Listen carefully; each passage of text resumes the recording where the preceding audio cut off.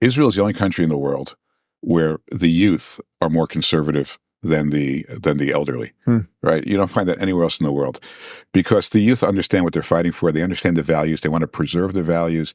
Israel was founded by people very far to the left, right? Socialists. That's been rejected now by people under 40, and they love their biblical roots. They feel like they have something that most of us don't have, which is they have meaning in their lives simply by reason of where they live. Right. I mean, you can't get that anywhere else. It's a crazy world, crazy world. Somebody's gotta have to save you.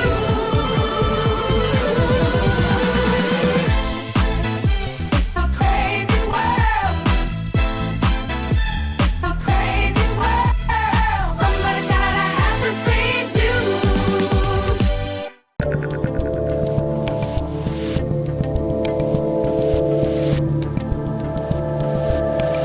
It seems to me that partly what's going on here with some of the Western nations is that they know Israel's the good guy, but everyone is so mixed up about boys being girls and whether the founding of any of our nations were good or not or anything else, that it's just like, oh, well, I guess Israel just represents the old world. It's like this couple thousand-year-old thing, and maybe if we just kind of let it go, we can usher in this new AI, genderless, crazy world. And I think that it's not so literal, but it's just like a subtext of what people are thinking in some sense.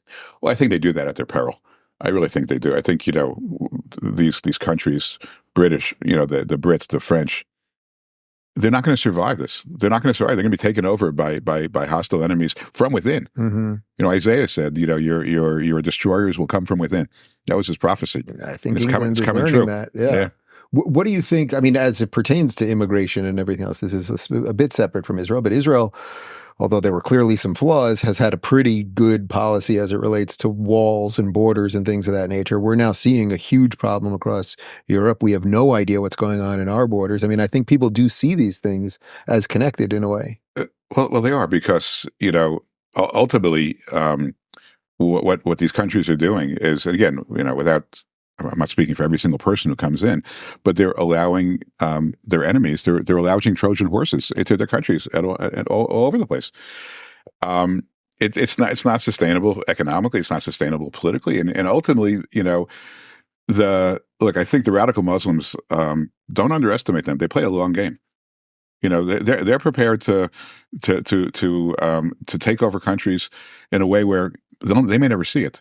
Their children may never see it, but they're playing a long game for the ultimate, Muslimization or Islamization or radical Islamization of the Western world, and it's just happening right before us in plain sight, and it's very dangerous. It's Israel, and that's why I do have some optimism about Israel relative to its allies around the world. Israel does not have that problem. It does not suffer from a lack of self-identity. Yeah, I think you met my brother-in-law who's Israeli, and we were talking about this, and I said to him, it seems to me that the West, largely, Europe specifically, is just dying a slow death. Israel is at least fighting for its existence. The West, a lot of the Western countries don't seem like they're fighting. They're just kind of allowing it, or they feel that they've allowed it, and now it's just too late or something. Israel is the only country in the world where the youth are more conservative than the elderly, right? You don't find that anywhere else in the world, because the youth understand what they're fighting for. They understand the values. They want to preserve the values.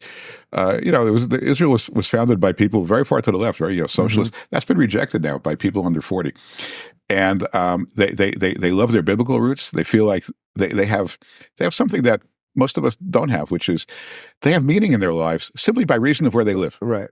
I mean, you can't get that anywhere else, right? And I'm very bullish on them. Look, you probably took a look at, some real estate when you were there. I mean, it's through the roof. Yeah. And by the way, since the war, it's only gotten higher. Right. You know why? Because there are fewer workers around. There are fewer Arab workers that can get into the country to do the building. So it's only gone up. Well, it's probably also a lot of people from Paris that want to get there. Yeah, they're racing in. Well, they're all racing in. So the market, I'm a big believer in market trends. Markets tell you things. The market's telling you to bet on Israel. Huh. And I certainly do. They know where they're going. And you remember when October 7th happened, in most wars, everybody's trying to get out, right? the flights are leaving packed and they're coming back empty, right? After October 7th, Yeah, the flights were leaving empty and coming back packed. All the Israelis on vacation, all, the soldiers, they like to go to Nepal and to South America. They tour for a year, after the army. They're all rushing back to serve their country.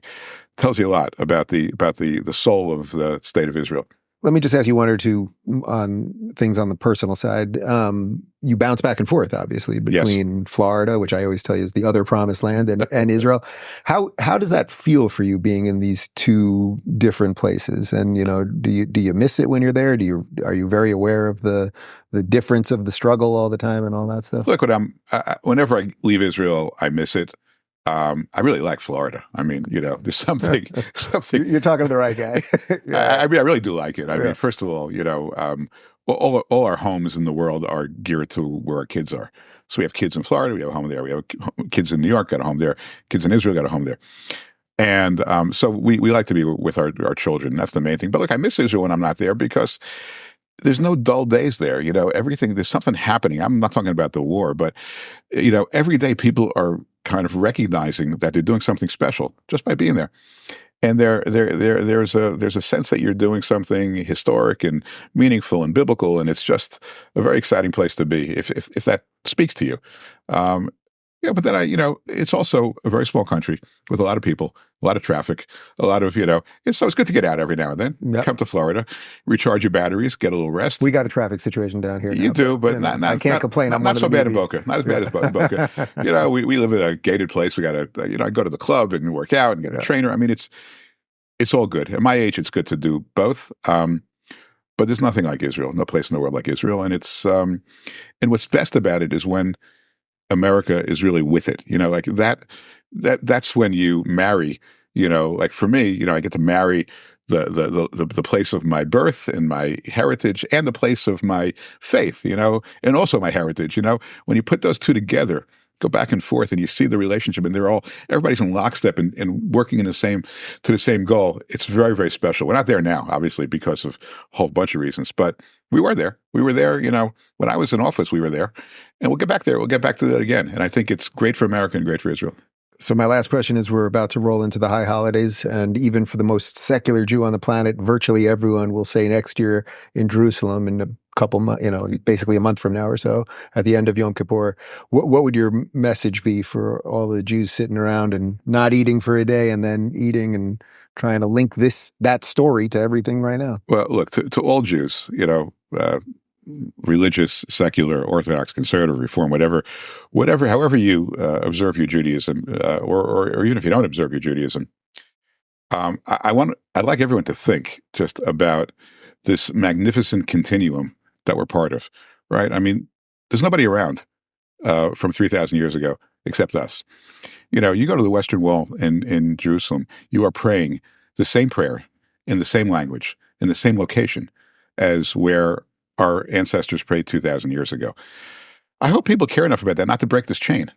It's a glorious continuum, majestic. There's a majesty to being Jewish and surviving and getting to this place. And we brought the world so much wisdom and learning. I'm not talking about the high-tech stuff, which, it appeals to me. It's cool, but it's not. But I was talking about the value. I mean, the Judeo-Christian values, the wellspring is in Israel, and we need to hang on to that. We need to find our own way. I happen to be Orthodox, so it's more regimented. I pray, I go to the synagogue, but everyone should try to find a way to hang on to our Jewish heritage because it's threatened now more than ever.